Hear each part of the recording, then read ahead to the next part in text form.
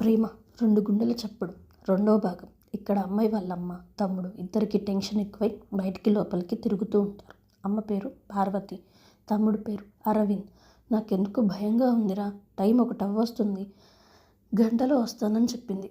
ఇప్పటికి 2 గంటలైంది చెప్పి కూడా. ఏమైందో ఏమో, నా కాళ్ళు చేతులు ఆడటం లేదురా అని భయపడుతూ అంటుంది. అది విని అరవింద్, అమ్మ అక్కకేం కాదు, నువ్వేం టెన్షన్ పడకు, ఇలా వచ్చి కూర్చో, నేను అక్కకు కాల్ ట్రై చేస్తున్నా కానీ ఎందుకో కలవడం లేదు అని మళ్ళీ డయల్ చేస్తూ అంటాడు. ఇంతలో రింగ్ అయింది కానీ ఎత్తదు. ఈలోపే ఫోన్ కట్ అయినట్టు వచ్చింది. వెంటనే ఇదిగో రింగ్ అయి ఫోన్ కట్ అయింది అంటే ఖచ్చితంగా జాగ్రత్తగానే ఉండుండిద్ది, దారిలో ఉందేమో అని చెప్తాడు. అప్పుడు పార్వతి గారు, అదేంట్రా దారిలో ఉంటే ఒక మాట ఫోన్ ఎత్తి ఇలా వచ్చేస్తున్నా, దారిలో ఉన్నా అనైనా చెప్పాలి కదా, అలా కట్ చేయడం ఏంటి అని కోపంగా కొంచెం కంగారుగా అడుగుతారు. ఇంకా అరవింద్, అబ్బా అమ్మ, ఒకవేళ ఫోన్ ఎత్తడం కుదరక కట్ చేసిందేమో అని సర్ది చెప్పాలని చూస్తాడు. కానీ నిజానికి అరవింద్కి కూడా ఒక మూల భయం వేస్తూనే ఉండిద్ది. ఎందుకు కట్ చేయడం, ఒకసారి ఎత్తి చెప్పచ్చు కదా, పోనీ ఎత్తడం కుదరకపోతే కనీసం మెసేజ్ అయినా చేయొచ్చు కదా అని అనుకుంటూ ఉంటాడు. ఆ విషయాన్ని చెప్తూ అరవింద్ కూడా కంగారు పడ్డాడు. అంటే ఎక్కడ వాళ్ళ అమ్మకి ఇంకా టెన్షన్ ఎక్కువైంది అని అలా కప్పిపుచ్చుతాడు.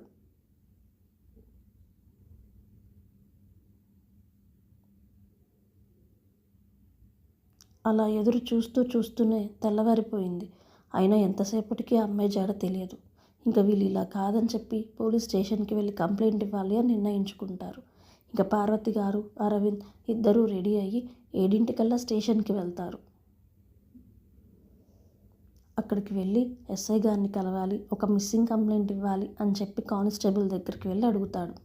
అది విని, సార్ ఇంకా రాలేదు, టైం ఉంది రావడానికి, 1 గంటలో వస్తారు, అప్పటి వరకు ఎదురు చూడగలిగితే చూడండి, లేకపోతే వెళ్ళి గంట తర్వాత మళ్ళీ రండి అని చెప్తాడు. ఇంకా అరవింద్ పార్వతి గారి వైపు చూస్తాడు. ఆమె ఇంకా లేదు, అప్పటి వరకు ఇక్కడే ఎదురు చూద్దాం అని చెప్పిద్ది. ఆ మాటకి అరవింద్ కూడా సరే అని, మేము ఇక్కడే ఉంటాం అప్పటి వరకు అని చెప్తాడు కానిస్టేబుల్తో. సరే మీ ఇష్టం, వెళ్ళి అక్కడ కూర్చోండి, ఎస్ఐ గారు వచ్చాక నేను వచ్చి చెప్తాను అని అంటాడు.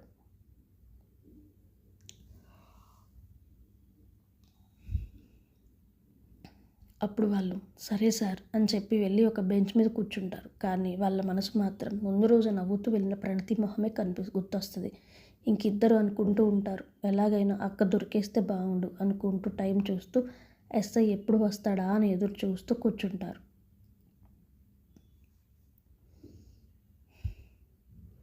ఇంతలో స్టేషన్ ముందు ఒక జీప్ వచ్చి ఆగిద్ది. అది చూసి కానిస్టేబుల్స్ అందరూ లేచి నుంచుంటారు. ఇంతలో ఒక మధ్య వయసు ఉన్న అతను లోపలికి వస్తూ ఉంటే అందరూ సెల్యూట్ కొడుతూ ఉంటారు. వాళ్ళు అలా లేవడం చూసిన వాళ్ళకి అర్థమవుతుంది ఎస్ఐ వచ్చారు అని. వెంటనే వీళ్ళు కూడా లేచి నుంచొని చూస్తూ ఉంటారు. ఎస్ఐ వీళ్ళ ముందు నుంచే లోపలికి వెళ్తాడు. ఇంకా వాళ్ళు కూర్చొని ఎప్పుడు పిలుస్తారా అని ఎదురు చూస్తూ ఉంటారు.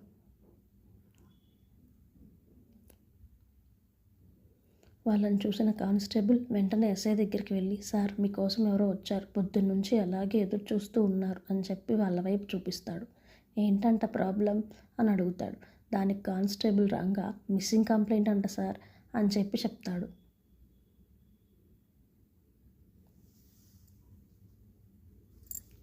సరే వాళ్ళని రమ్మను అని చెప్పి ఏదో ఒక ఫైల్ తీసుకొని చూస్తూ ఉంటాడు. రంగా వెళ్ళి, సార్ మిమ్మల్ని రమ్మంటున్నారు అని చెప్తాడు. వెంటనే అరవింద్ పార్వతి గారు లేచి లోపలికి వెళ్ళి నమస్తే సార్ అని చెప్పి నుంచుంటారు. వాళ్ళని చూసిన ఎస్ఐ శివకుమార్ కూడా నమస్తే అని చెప్పి చైర్ చూపించి ఇద్దరిని కూర్చోమని చెప్తాడు. వాళ్ళు కూర్చున్నాక, ఇప్పుడు చెప్పండి ఏంటి మీ సమస్య అని అడుగుతాడు. ఇంకా అరవింద్ మాట్లాడుతూ, మా అక్క కనిపించడం లేదు సార్ అని అంటాడు. ఎప్పటి నుంచి అని అడిగితే, నిన్న నైట్ నుంచి, నిన్న ఉదయం ఆఫీస్కి వెళ్ళింది, వెళ్ళేటప్పుడు చెప్పి వెళ్ళింది, ఈరోజు కాస్త కొంచెం ఓటీ ఉంది, నేను వచ్చేసరికి లేట్ అవ్వచ్చు, కంగారు పడకండి అని చెప్పి వెళ్ళింది.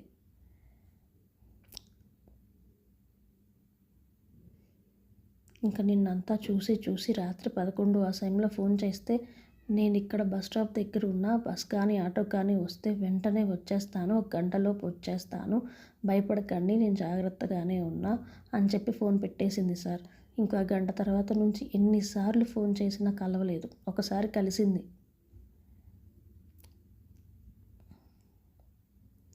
ఫోన్ రింగ్ అయింది కానీ కట్ అయింది. ఒకవేళ వస్తూ దారిలో ఉండి ఏమైనా కట్ చేసిందేమో అని కాసేపు చూసాం. కానీ ఎంతసేపు అయినా రాకపోయేసరికి ఫోన్ ట్రై చేసి ఇంకా తెల్లవారికి ఇక్కడికి వచ్చి కంప్లైంట్ ఇద్దామని రాత్రంతా అలాగే ఉన్నాం ఎదురు చూస్తూ అని చెప్పి వాళ్ళమ్మ వైపు చూస్తాడు. ఆమె అప్పటికే ఏడుస్తూ ఉంది.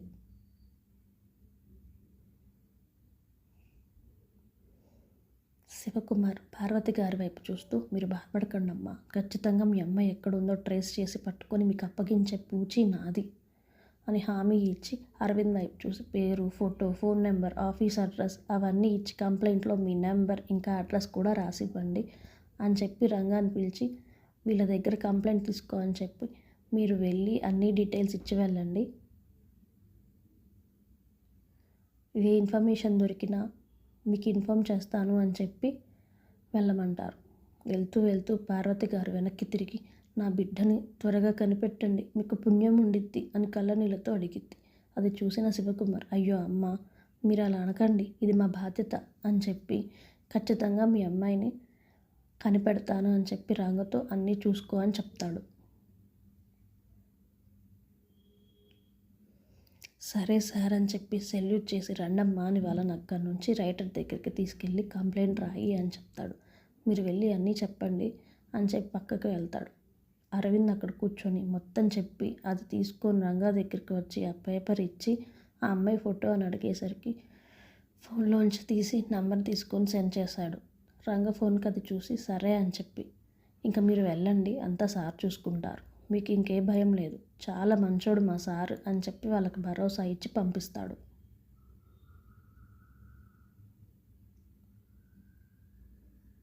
ఫోన్లో ఉన్న ఫోటో చూసి వాట్సాప్ ఓపెన్ చేసి ఎస్ఐ సార్ అని ఉన్న నెంబర్కి సెండ్ చేస్తాడు.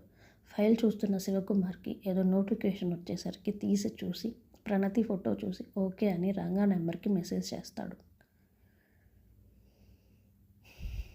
ఇంకా రంగని పిలిచి ఆ అమ్మాయి ఆఫీస్ అడ్రస్కి వెళ్ళి ఒకసారి ఎంక్వైరీ చేసి ఆ తర్వాత బస్ స్టాప్ దగ్గర ఉన్న సీసీటీవీ ఫుటేజ్ కూడా ఒకసారి చెక్ చేయండి అని చెప్పి పంపిస్తాడు. వెంటనే రంగా ఇంకా ఇంకో కానిస్టేబుల్ అంజి ఇద్దరు కలిసి ఎస్ఆర్ అని సెల్యూట్ చేసి అక్కడి నుంచి ఆఫీస్కి అని బయలుదేరతారు. అది ఒక పెద్ద హాస్పిటల్, ఎంతో పేరు ఉన్న ఆ సిటీలోనే టాప్ హాస్పిటల్స్లో అది ఒకటి. అందులో ఆ డాక్టర్స్కి అందరిలో హెడ్ డాక్టర్ నిరంజన్. అతను ఒక అమ్మాయి పల్స్ని చెక్ చేస్తూ పక్కనున్న నర్స్తో అంతా ఓకే, షీఈస్ పర్ఫెక్ట్లీ ఆల్రైట్, ఇంకా కొంచెం సేపట్లో స్పృహలోకి వస్తుంది అని చెప్తూ ఆ అమ్మాయిని చాలా జాగ్రత్తగా చూసుకో, షీ స్పెషల్ టు నిత్విక్, తన విషయంలో ఎటువంటి ఇబ్బంది కలగకూడదు, ఓకేనా అని వార్నింగ్ ఇస్తున్నట్టుగా చెప్తుంటాడు.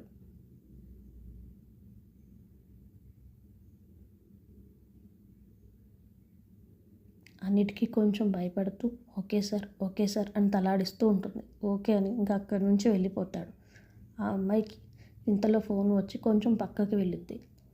ఈలోపు ఆ అమ్మాయి కొంచెంగా కదులుతూ మూసి ఉన్న కనురెప్పల లోపల నుంచే గుడ్లు అటు ఇటు తిప్పుతూ దేనికో భయపడుతూ ఉండగా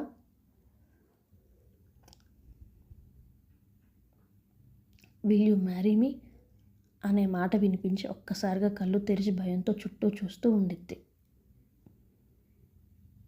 ఆ అమ్మాయి ఎవరో ఈ పాటికే అర్థమై ఉండిద్ది అనుకుంటా. అమ్మాయి పేరు ప్రణతి, అబ్బాయి నిత్విక్. వీళ్ళే మన హీరో హీరోయిన్స్ అండి. వీళ్ళ గుండె చప్పుడే ఈ ప్రేమ కథ.